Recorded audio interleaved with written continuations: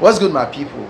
So the local government elections are just by the corner, and Aisha Yesufu is sending a strong message to the Obidient.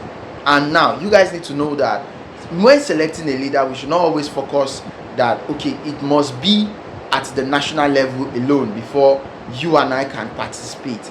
Even the local government elections are very important, because these are the real people who are really meeting up with the grassroots people that's communicating with you and I, not even the presidency.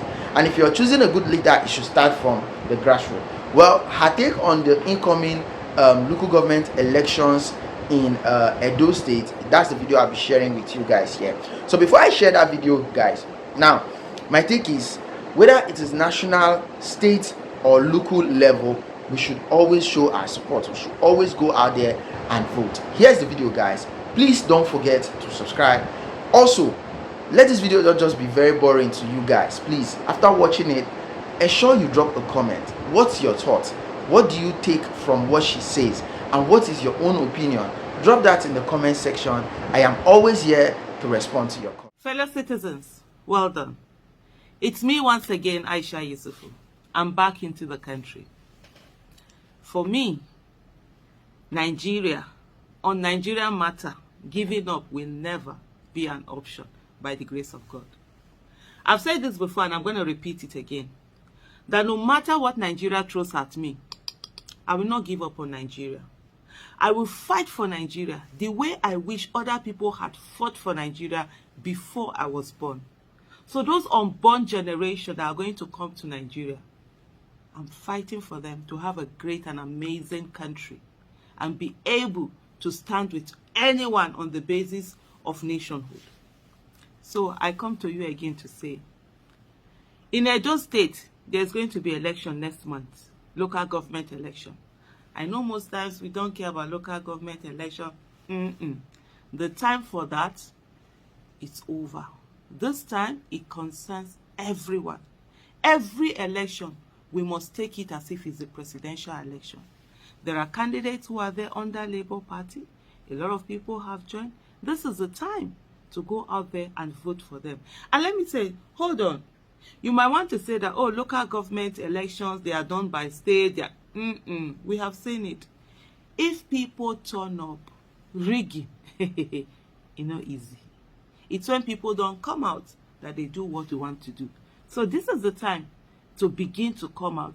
And remember, there are many people who are running under this ticket that they don't have the money, they have not stolen your commonwealth to put it out there to begin to use, or they don't have godfathers that will perpetuate them. I mean, this is the time to help them in any way you can, with donation materials, with campaign materials, donate all of those things. Do one thing or the other, even if it's of your time, even if it's to be agent for them at the polling unit, even if it's to do one or two campaign posters for them, whatever it is. Let's put in the energy. Every election must be very important for us. Let's ensure that we are picking this thing little by little by little. Nation building is never easy. It takes decades. We are not going to finish doing it on our own. We will move on. We will die. We will pass it on to others to move it. But we need to set the foundation.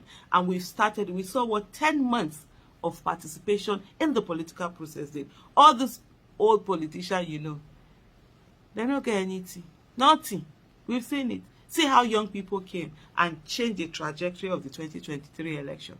And so, we must continue to build on that momentum. So, Edo local government election is next month. What are you doing? Let's all do something. Thank you. Bye. You know, one of the biggest problems of the world is hypocrisy. There's so much hypocrisy in the world.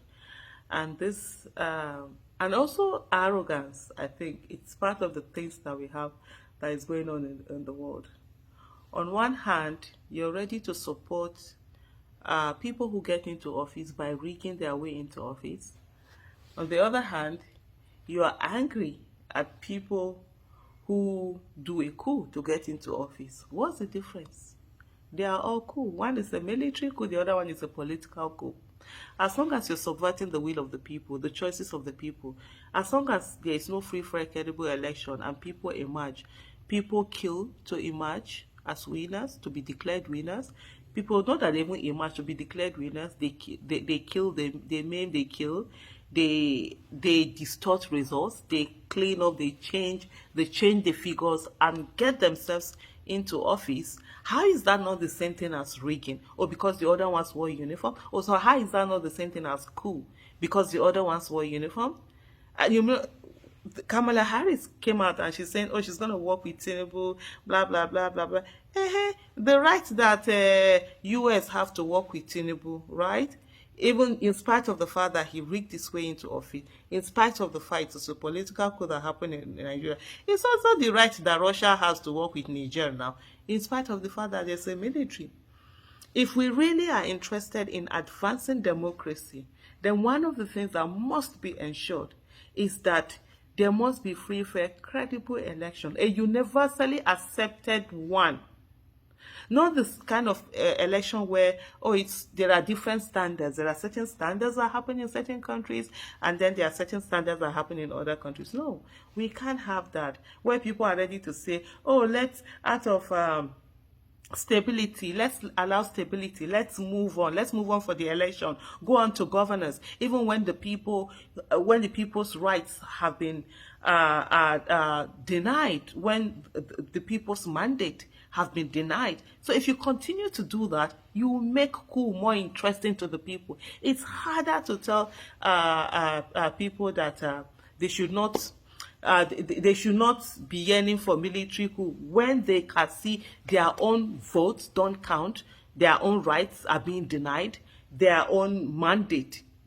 It's not who they give their mandate to that gets it. So then what's the difference? Somebody forced himself on them, and so they wouldn't see any reason why they don't see any reason why military can come and force themselves on this. So if we really want democracy to work, if we really want situation, I don't know who is calling that.